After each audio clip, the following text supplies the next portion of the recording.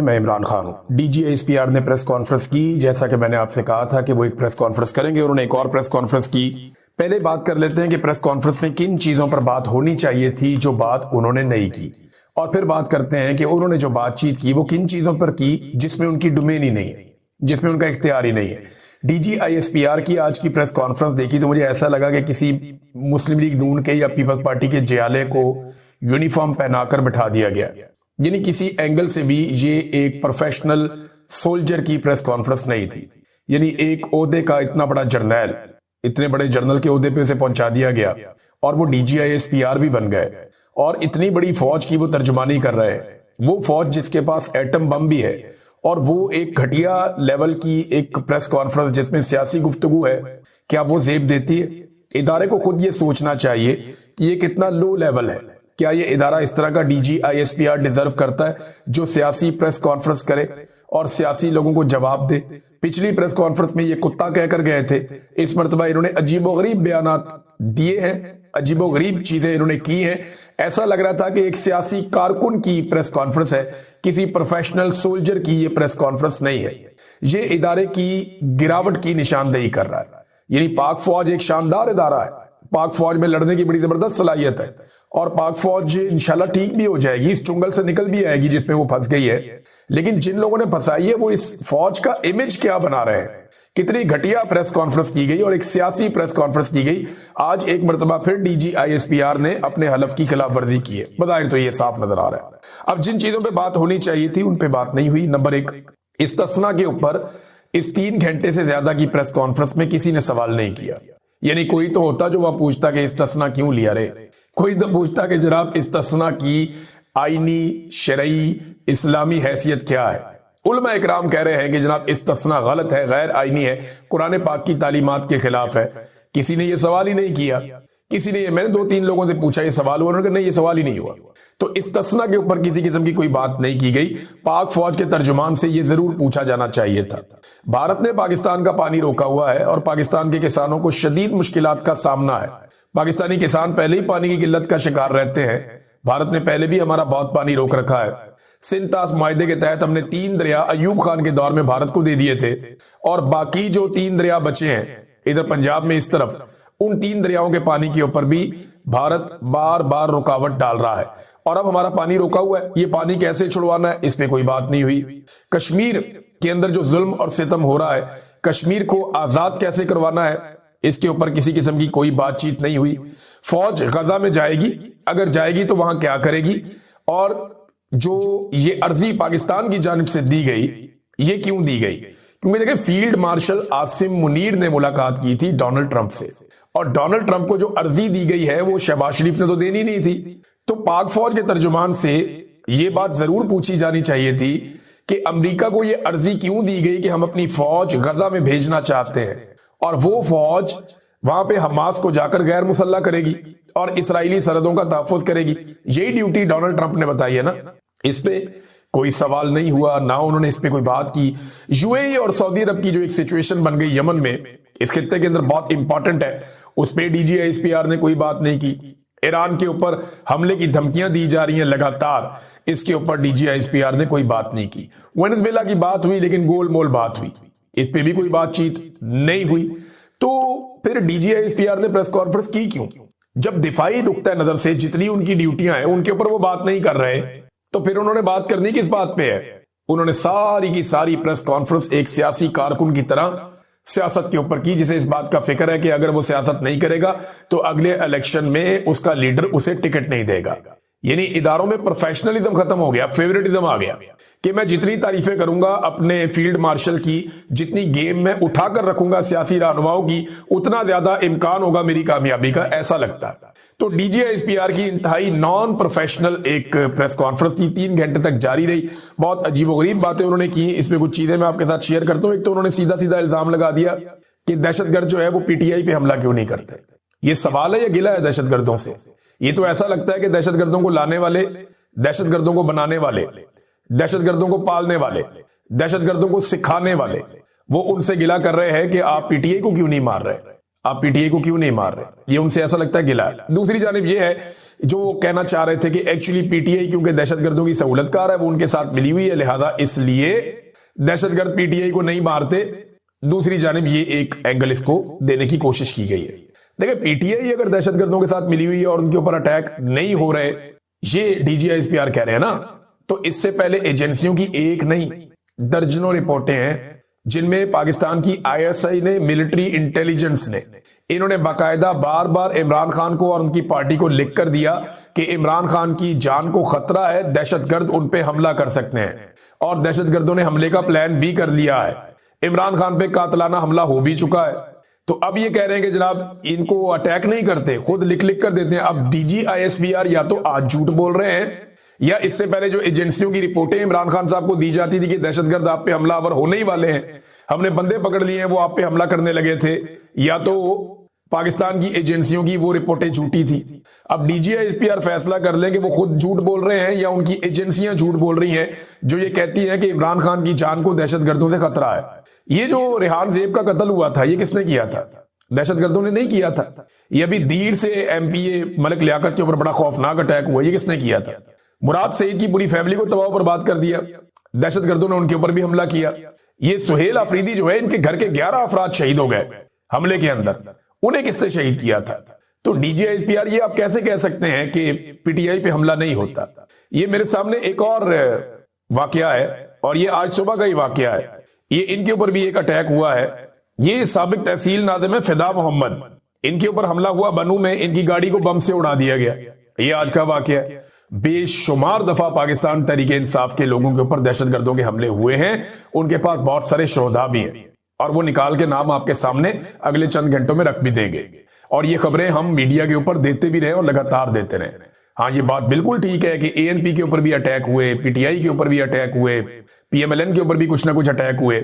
शहबाज शरीफ ने तो खड़े होकर लाहौर में ये कह दिया था कि ये जो दहशतगर्द हैं, तालिबान है, इनकी और हमारी सोच एक जैसी है, तो हमारे ऊपर हमले ना करें। वो स्टेटमेंट डीजीआईएसपीआर आप भूल गए? वो स्टेटमेंट आपको याद नहीं है? एक दौर में तो आप लोगों ने ये प्रोपेगेंडा भी किया था कि बेनजीर भुट्टो को अगर बम से मार दिया गया या उसके ऊपर खुद कुछ धमाका किया गया तो नवाज शरीफ को बम से क्यों नहीं मारा गया, और नवाज शरीफ के ऊपर खुद कुछ धमाका क्यों नहीं किया गया? वो वाला प्रोपेगेंडा भी आप लोगों ने किया था ना। आज वही नवाज शरीफ को आप सर पे उठा के घूमते हैं। तो ये जब भी कभी किसी सियासी जमात से पाकिस्तान की मिलिट्री एस्टेब्लिशमेंट की या जर्नैलों की लड़ाई हो जाती है ना, तो वो उसी जमात के ऊपर सारी खराबियां उसके अंदर ढूंढते हैं और उसी को रगड़ा लगाते हैं। ये पीटीआई के बेशुमार लोग जो हैं वो शहीद हुए दहशतगर्दी के खिलाफ लड़ाई में। अली अमीन गंडापुर को इन्होंने कहा, बार बार कहा कि आपके ऊपर दहशतगर्दों का हमला होने जा रहा है, आप अपनी सिक्योरिटी का ख्याल रखें, आपने फलां जगह नहीं जाना, आपने यहां नहीं जाना, आपने वहां नहीं जाना। बार बार रोका गया। अभी मैं आपको बता देता हूं कि सुहेल अफरीदी ने करक जाना था कुछ अर्सा पहले। ये बात बताने वाली नहीं थी, लेकिन अब बतानी पड़ेगी क्योंकि डीजीआईएसपीआर साहब ने कट्टा खुद खोल दिया है, तो अब वो खुद ही बांधे। सुहेल अफरीदी ने करक जाना था, तो उन्हें एजेंसियों ने, पाकिस्तान की इंटेलिजेंस एजेंसियों ने, फौज से वाबस्ता, उन्होंने बताया कि आप पर 100% हमला होने वाला है, आप करक का अपना दौरा मुलतवी कर दें। उन्होंने कहा जी मैं तो जाऊंगा। फिर उन्होंने कहा जी आप जलसागाह तब्दील कर दें। उन्होंने कहा जी वो भी नहीं होगी। उन्होंने कहा जी पहाड़ों पे आके वो बंदे बैठे हुए हैं जिन्होंने आपको टारगेट करना है, आपको क्यों समझ नहीं आ रही, आपको कत्ल कर दिया जाएगा, जलसागाह तब्दील कर दें। उन्होंने जलसागाह तब्दील नहीं की। फिर ये कहा गया स्टेज का रुख बदल दें। उन्होंने कहा जी स्टेज का रुख भी नहीं बदलेगा। फिर कहा गया जहां पे डाइस पड़ा हुआ है ना, वो मुकाम बदल दें, डाइस उठा के यहां से किसी और जगह पे रख दें, कोई सिक्योरिटी का आप बंदोबस्त कर दें, हमारे पास पक्की इतला है कि आपके ऊपर दहशतगर्दी का हमला होगा। तो डीजीआईएसपीआर साहब, ये जो सुहेल अफरीदी को इंफॉर्मेशन दे रहा था, ये कोई भारतीय फौजी तुकाराम था, या जो सुहेल अफरीदी को जो कह रहा था कि आपके ऊपर कातलाना हमला होने वाला है और दहशतगर्द आपके खिलाफ एक दहशतगर्दी करने वाले हैं, ये कौन कर रहा था? अजीत दोवल कर रहा था। भाई पाकिस्तानी एजेंसियां उसको बता रही थी ना, वो तो डरा नहीं और चला गया वहां पे। तो देखें, ये बार बार ये तासुर देते हैं कि पीटीआई दहशतगर्दों के साथ मिली हुई। ऐसा नहीं है। पीटीआई ने कभी भी नहीं कहा कि दहशतगर्दों से मुज़ाकरात करो। पीटीआई ने हमेशा ये कहा कि जरगा बुलाओ, बैठ कर फैसला करो। कबायलियों के साथ, जिनके इलाकों में ऑपरेशन हो रहा है, उनके साथ बैठकर फैसला करें ना। एक तो ये बात आप ज़हन में रखें, ये कोई नहीं कहता कि दहशतगर्दों के साथ मुज़ाकरात करो या बातचीत करो। मुराद सईद चिल्लाता रहा, उसके ये क्लिप पड़े हुए हैं, आप निकाल कर सुन लें, आज सोशल मीडिया पे फिर वायरल है कि क्यों लेकर आ रहे हो दहशतगर्दों को पाकिस्तान में, क्यों लेकर आ रहे हो दहशतगर्दों को पाकिस्तान में, मत लेकर आओ दहशतगर्दों को पाकिस्तान में। हमने पहले बड़ी लाशें उठाई हैं, हमें मजीद लाशें उठानी पड़ेंगी। ये बार बार पीटीआई के लोग आपको कह रहे थे और आपको सर पे भूत सवार था, नहीं इनको लेकर आना है। कभी आप उन्हें मुजाहिद बना देते हैं पैसों के लिए, कभी आप उन्हें दहशतगर्द बना देते हैं पैसों के लिए, कभी आप उनकी तरबियत और ट्रेनिंग करते हैं पैसों के लिए, कभी आप उनके साथ ऑपरेशन करते हैं पैसों के लिए। और मेरे ख्याल में ये मैच्योर हो जाना चाहिए, थोड़ी सी मैच्योरिटी दिखानी चाहिए इदारे को, अपनी एक कांस्टेंट पॉलिसी बनानी चाहिए। ये तरीकाकार गलत है, ये तरीकाकार बिल्कुल गलत है कि आप गुड तालिबान और बैड तालिबान करें। अली अमीन गंडापुर ने भी ये कहा, वहां खैबर पख्तूनख्वा की पुलिस से जाकर पूछो, वो साफ बताते हैं कि हम दहशतगर्दों को पकड़ के लाते हैं, ये एजेंसियों के लोग आते हैं, ये आगे छुड़वा के ले जाते हैं। ये कहते हैं जी हमारा एसेट है, हमारे काम का बंदा है, इसको छोड़ दो, इसके बदले में हमने कुछ और काम लेने। वो कहते हैं जी हम दहशतगर्दों को पकड़ के लाते हैं। वो एग्जैक्टली वहां पुलिस वाले बताते थे खैबर पख्तूनख्वा में कि हमें पता है कौन कौन से दहशतगर्द ग्रुप कहां बैठे हुए हैं, हम कार्रवाई करना चाहते हैं, ये हमें कार्रवाई करने नहीं देते, एजेंसियां हमें कार्रवाई करने नहीं देती, ये हमें रोकते हैं कि आपने वहां कार्रवाई नहीं करनी। और मकामी लोग क्या समझते हैं, जरा ये समझ लें आप कि मकामी लोगों का प्रॉब्लम क्या है। वहां फुकदान है ट्रस्ट का। हजारों ऑपरेशन हो गए हैं, अभी तक खैबर पख्तूनख्वा में अमन नहीं आया।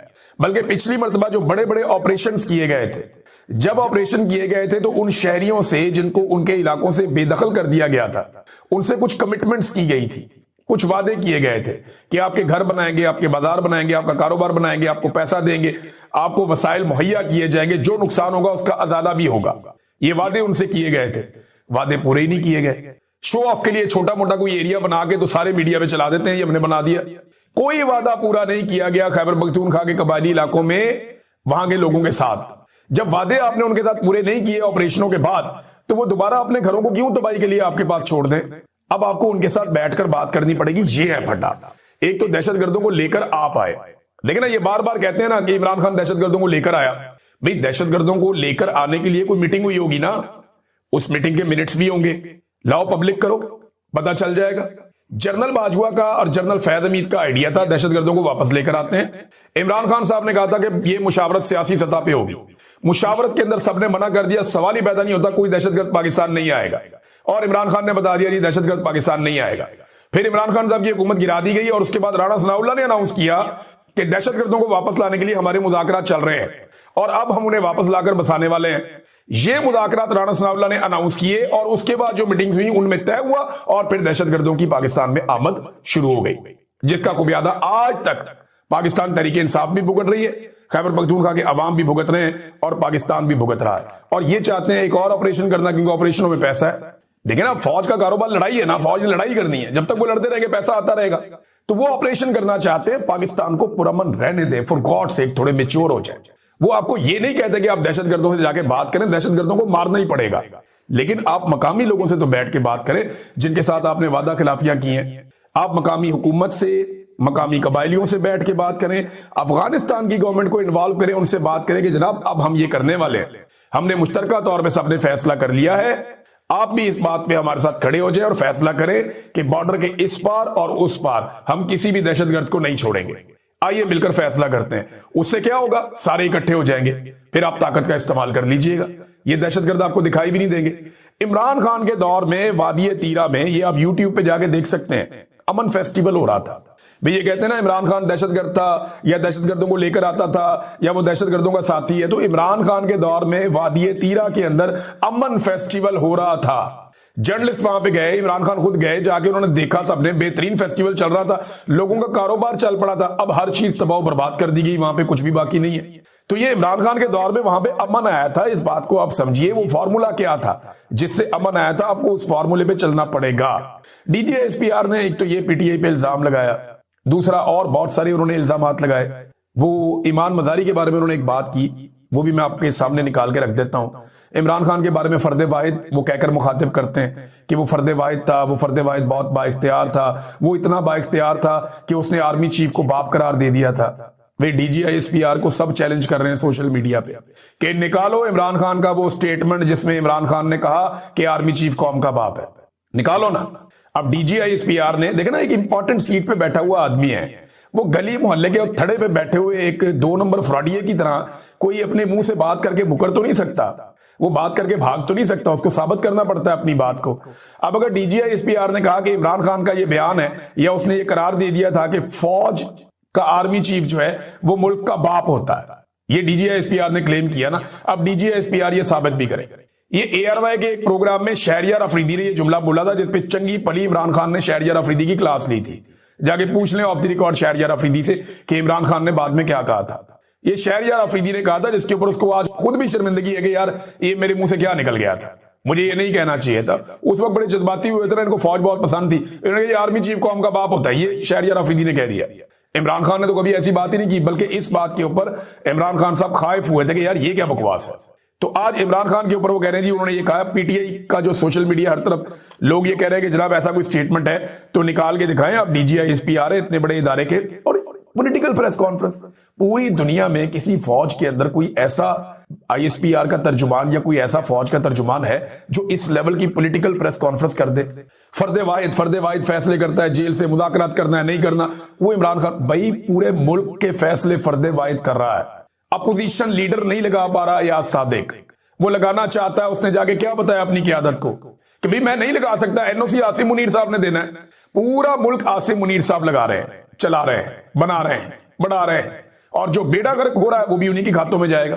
तो ये एक सियासी प्रेस कॉन्फ्रेंस थी पूरी तरह से। इसमें DGI-SPR ने ईमान मजारी साहबा के बारे में उन्हें बारीक वारदातिया करार दे दिया और कहा कि ये ईमान मजारी खुद को ह्यूमन राइट्स एक्टिविस्ट कहती है। और जनाब फिर आगे वो कहती है, एक प्रोफेसर उस्मान काजी की दहशतगर्दी पर सोशल मीडिया पर बयानियां बनाया, इन सब की डोरियां बाहर से चल रही हैं। यानी बाहर से डोरियां चल रही हैं, फॉर गॉड से किया, यानी जो बंदा उठता है वो बाहर से डोरियां चल रही हैं। और बाहर से डोरियां उनकी चल रही है जिन्होंने कश्मीर पे अपनी पॉलिसी बदल ली। बाहर से डोरियां उनकी चल रही हैं जिन्होंने एक साइफर के ऊपर रजीम चेंज ऑपरेशन कर दिया। बाहर से डोरियां उनकी चल रही हैं जो गजा के बारे में अपनी पॉलिसी बदलकर वहां पे फौज भिजवाने की अर्जी डाल देते हैं। बाहर से डोरियां उनकी चल रही हैं जो डोनाल्ड ट्रंप को नोबेल पीस प्राइज के लिए नामजद करते हैं।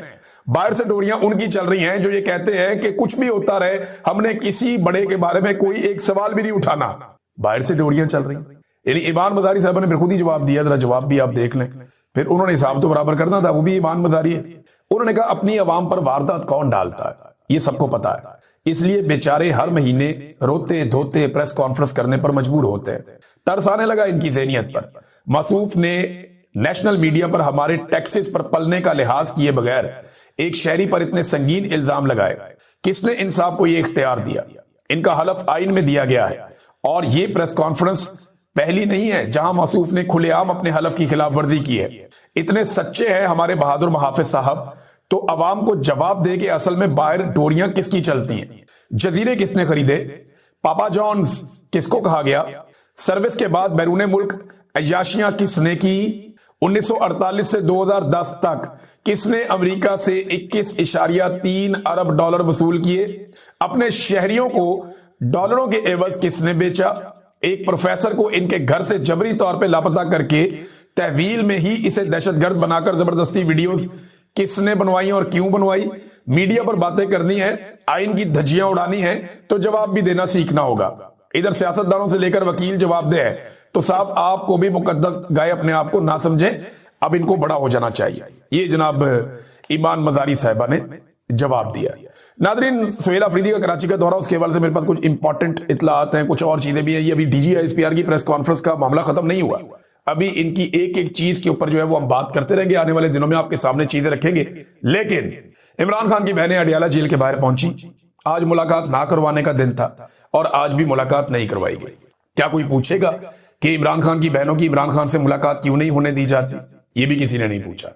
हालांकि ये पूरी की पूरी एक सियासी प्रेस कॉन्फ्रेंस थी। ऐसी प्रेस कॉन्फ्रेंस तो पाकिस्तान तहरीक इंसाफ के लिए फयाजुल हसन चौहान भी नहीं कर सकता था एक दौर में। ऐसी प्रेस कॉन्फ्रेंस तो आज नून लीग के लिए अता तारड़ या अजमा बुखारी भी नहीं कर सकती।